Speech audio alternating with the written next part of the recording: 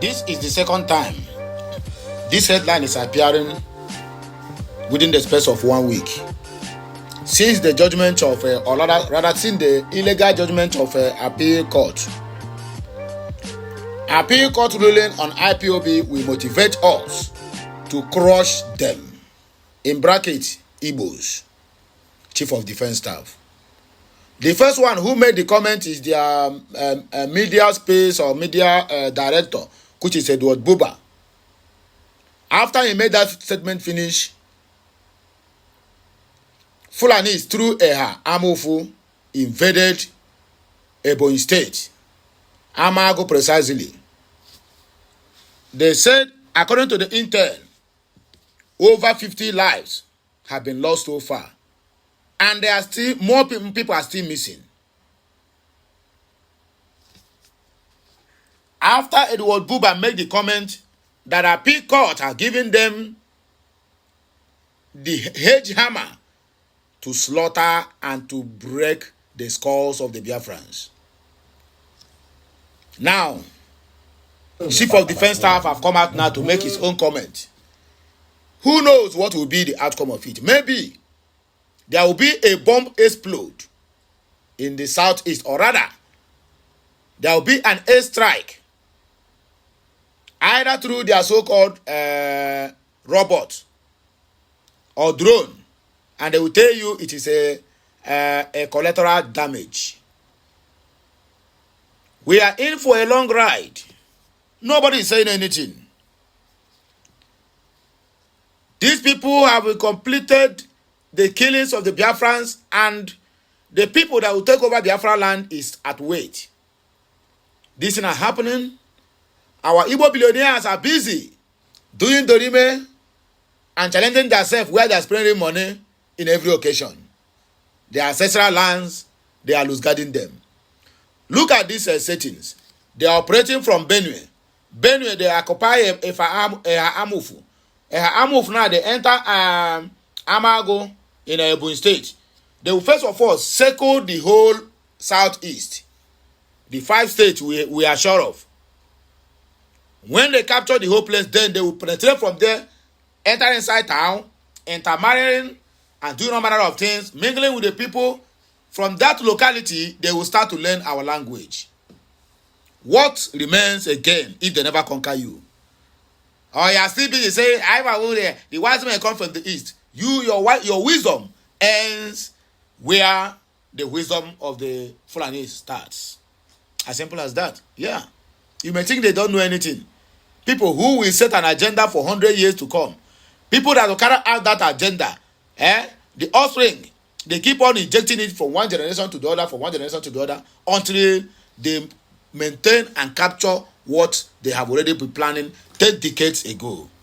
But the Igbos are busy throwing money, bundles, and the rest of them, all in the name of we dey outside. Okay? Osi mi osi anya. Na. Osi mi ya megini. Yesu anya. Because last, everybody must collect. We will collect breakfast. As all of us, everybody, including the real Biafrans and the fake Biafrans, everybody is quiet. Abominations keep on happening in our land. Any army staff will come out and make their own statement, and they will buy Fulanis, give them AK-47, go this place and unleash mayhem on them and take over the land. Edward Buba have done his own. Now Chief of Defense Staff have come out again. Let me see what our people are going to say concerning this message at the comment section. At Alex Top, don't forget the killings in the Biafra territory. You have share of it. K-Stammer of UK, the killings in our territory. You have share of it. European Union, all the massacre in our land, the innocent blood that have been shed, on a half share on it. United Nations is not forgotten. All of you must receive what you are sowing in the land of Biafra when the time is right. Finland government, I must receive whatever you people wish us when the time is right. And I don't kill us enough. Another headline. Tinubu will win second term in 2027. Joseph Ibokwe the outcast Newe man. Pastor and church members don't come out to say, we know they do again, we know they do again. Destroy Bibles claiming inaccuracies. Some people will attack him now on this one. And Andy will one day. That's why so now they do it, that's now when they are born. Area, it has no need to give change. Because only will have the name argument. Oyibo, but the right church here have already found out that church was scam. How we withdraw? That's why Oyibo be made things. They follow principles. If their government is not working well, they don't need to wait on faith. Africans are the only people who have faith that the government will change. And their government keep on losing them and they are dying of hunger. Oyibo people even going to church or whatever they believe on have already thrown away faith and believe on this is the principles on how they're supposed to govern them. If you don't go through that principles, they are going to revoke against you. They will drop church and drop their Bible and go on the street to protest. But in Nigeria or other African countries, you will plan protest today. Pastor, who keep on telling you that believe that as you pray finish, all your problems are solved. But their own problem is, when you pray finish, don't forget to drop offering because we eat from here. But to you, they will give you faith to go and live on faith while your children are dying of hunger and malnutrition. That is the difference, the two difference between the Oyibo and the Africans. Oyibo, they go church. Nobody say they don't go church. Most of them, but when they realize that they will just come out. Oyibo, get realize on top of that, they claim na wise men come from the east. Whatever they call him, they told when you read on social media, all in the name of you are trying to defend who you don't even know. Or maybe he's doing a content. No obedient has the moral authority to criticize the Kano mass weddings. Reno Omokli. My people, let us go straight to the reason why we are here. Please like, share, comment, and make sure you subscribe for more interesting videos. The Military High Command views the Court of Appeals affirmation of IPOB as a terrorist group as a morale booster for troops to eliminate all Igbos.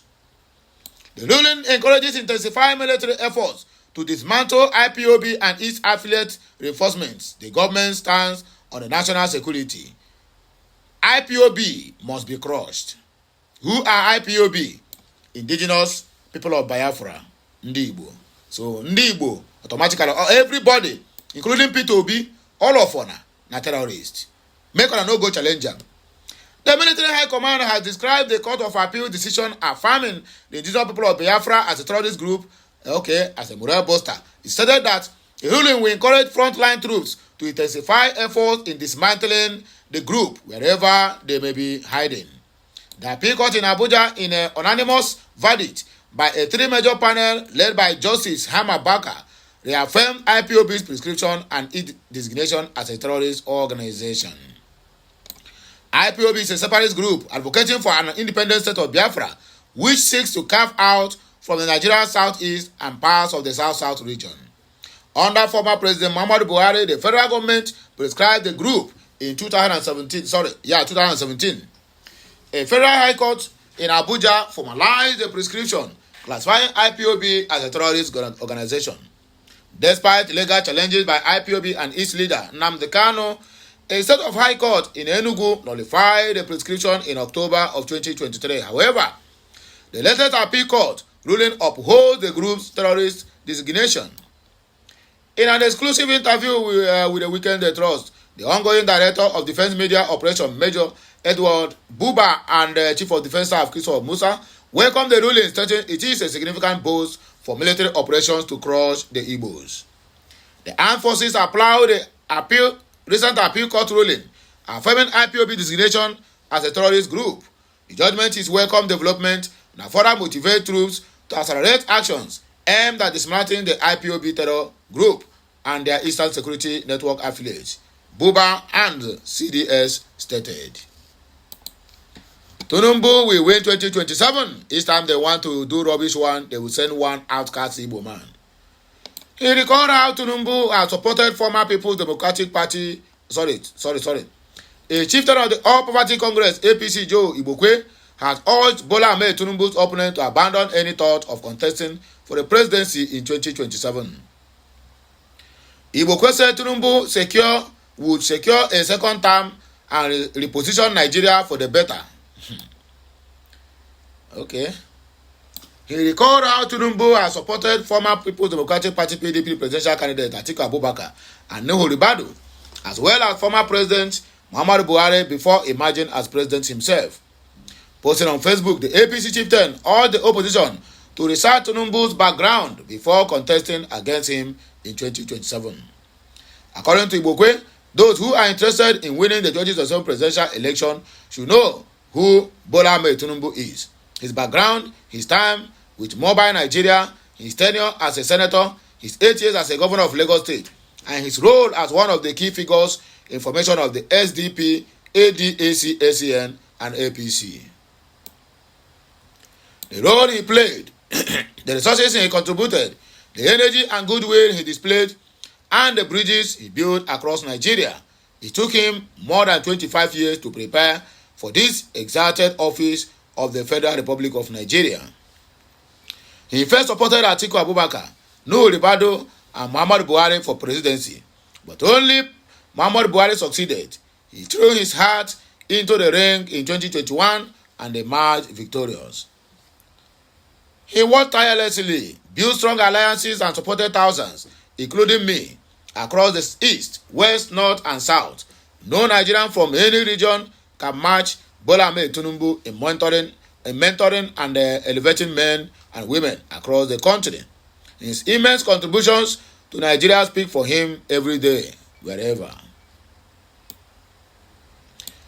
Perish the thought if you are among those who believe he will fail or will not secure a second term. He will succeed. He will reposition Nigeria. He will advocate the nation's progress. He will grow the economy. He will fix Nigeria. He will retool and restructure it. He will elevate Nigeria. He will reform the system and much more. If you want to challenge your opponents, conduct a due diligence, study their backgrounds, ask questions, carry out a SWOT analysis, examine their antecedents, track records, and history, according to the outcast woman, Joseph Ibokwe. Pastor and his church members don't versy, come out to come destroy Bibles, say that a lot of contradictions is inside the Bible. They destroy it and they burn it to ashes. The pastor claimed the Bible has received or have deceived them for over 400 years now. He questioned the Bible's authenticity, saying some parts are missing and incorrect. Citing some examples, he made several misleading claims that some Bible portions are missing, that the Bible's portrait of God is untrue, and that the Bible contains bad things despite being called holy. Additionally, the pastor criticized the Bible's origins, specifically King James' involvement. He viewed King James as a slave trader and disgraced with his role in translating the Bible. However, the pastor's arguments that of his church members were based on misinformation and a lack of understanding. This incident served as a warning. We must be cautious about the churches we attend, the messages we hear, and the pastors we follow. Misguided leaders can alter our perceptions of life and God, leading us astray. Even yourself writing this message, you will complete and here, leading you astray. It was almost a leader astray. No obedient has the moral authority to criticize the Kanuma's wedding. Reno Omokri, a former aide to ex-president Goodluck Jonathan, has come out in defense of the mass wedding initiative in Kano, urging Southerners to focus on their own affairs rather than criticizing the scheme. In a post on his official Facebook page, Omokri criticized the backlash from the Southern Nigerians who have been vocal in condemning the weddings and instead pointed out that mass weddings are a global practice. Omokri explained that sponsored mass weddings, including a large-scale event in New York City in 2023 that saw 700 couples wed, are common in many developed countries like the US, China, South Korea, and Malaysia. He argued that these events are part of social intervention efforts aimed at providing affordable marriage options to young couples. Please, fact check me. China, South Korea, and Malaysia have them all the time. It is a social intervention scheme done by good governors globally to provide an affordable affirmative alternative for marriage age couples to engage in nuptials. Omokri said. He went on to emphasize that the mass weddings in Kano are not just about pairing couples, but also serve as a larger societal purpose. Omokri praised the initiative for its role in maintaining morality in the state, contrasting it with what he described as mass fornication in many southern Nigerian states. Stop castigating Kano. They do this to maintain the morality level of their society. In many southern Nigerian states, we have mass fornication of both underage and of age couples. Kano does not want that. They are sponsoring these weddings to preserve the moral fabric of their societies, he stated. Omokri also addressed the criticism surrounding Kano's high number of out-of-school children, defending the Almajiri education system. He clarified that while many children in Kano may not attend Western schools, they are not out of school, but instead attend Islamic madrasis, Almajiri schools, which he argued impart value, skills, and life discipline to them. He further lined the system to the Yoruba Ile-Keo educational practice and pointed out that many successful Nigerians, including wealthy individuals and governors, have emerged from the Almajiri system. Some of the wealthiest men in Nigeria, who are in dollar billionaires, are once Almajiri. Some incumbent governors were once Almajiri, Omokri remarked. He also noted that the discipline and honesty instilled by the Almajiri system is reflected in the behavior of its graduates. You can drop an iPhone in a market in Kano and come back 1 week to reclaim it. If you do not do the same at Ladipo market, it will find its way to its new owner within seconds, Omokri added. Omokri urged Southerners to refrain from insulting the culture and traditions of northern Nigeria, particularly the Muslim majority states, and instead focus on more pressing issues in their own regions. He pointed out that the high number of southern Nigeria involved in international crimes like drug trafficking and romance scams, which he believes deserve greater attention. My people, when I don't hear them now, we go take back break. When I go hear our voice again when we come back. Like, share, comment, and make sure you keep subscribing for more interesting videos. Que Mesiano.